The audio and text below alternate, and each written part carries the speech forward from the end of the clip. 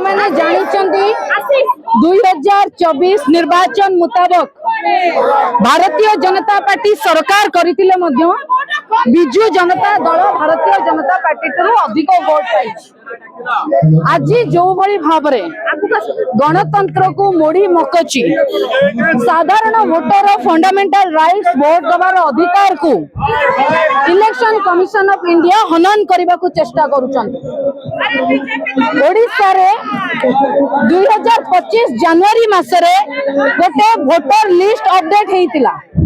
एबे एक वर्ष पुरी एक वर्ष भितरे जो भली भावरे 10 लाख रु अधिक वोट कटिछि तार आधार आमे जानिबा को चाहूँ। जो माने एनआरआई अछंती से डॉक्यूमेंट प्रोवाइड कले जदी वोटर लिस्ट रे ना रही परिबो। जो माने माइग्रेंट अछंती लेबर अछंती बाहर राज्य को जाउचंती स्किल लेबर अछंती काम करबा को जाउचंती तांको घर जदी बंद कराई जाईछि ताले से भली पाखा पाखी 4 लाख रु अधिक वोट कटिछि।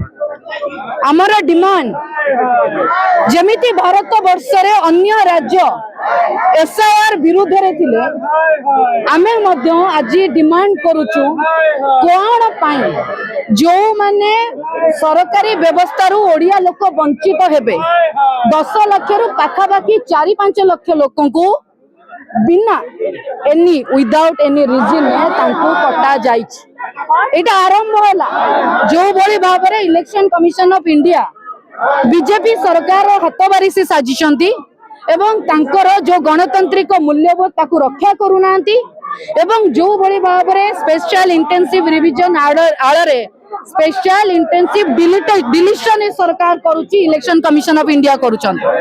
जदि गोटे लोकर वोटर लिस्ट ना कटुची से सरकार को द्वारा जो साहाय्य सहयोग दिया जाउची सेत्रु मध्ये वंचित हबो।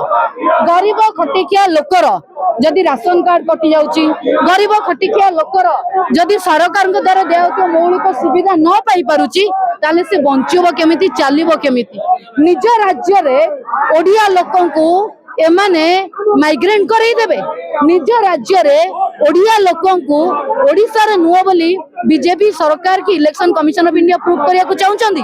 तेणु आज आमे ईसीआई के गोटे मेमोरेंडम दबा को जासिचो एवं ए मेमोरेंडम जरिया रे गोटे कथा कहूछु जदि तमे ओडी भारत वर्ष रे रही कि दिल्ली रु रिमोट चिपिकी ओडिया लोकन को ओडिया नुओ कि नाही तांको प्रमाणित करबा को चेष्टा करिवो जेमिति अन्य राज्य रे एसआईआर विरुद्ध रे लोक गर्जी थिले आमर एठी मध्य देखिबे साधारण लोक साधारण वोटर ईसीआई को विरुद्ध रे गर्जन करिवे।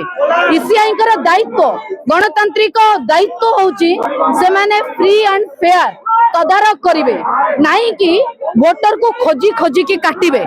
तेणु जदि आ उपरे जथारु जथा शीघ्र कार्यानुष्ठान न निया जाए जो लोगों को इंटेंशनली कटा जाइछि तांको आडन न करा जाए एवं जो माने माइग्रेंट लेबर स्किल लेबर बाहर राज्य रे किछि दिन पई काम करिया को जाइछन तांको जदि घरटा बंद अछि कहि काटी दिया जाए ताले आगामी समय रे बिजू जनता दल नवीन पटनायक नेतृत्व रे लड़ाई करिवो एवं ईसीआई को उचित जवाब दबो।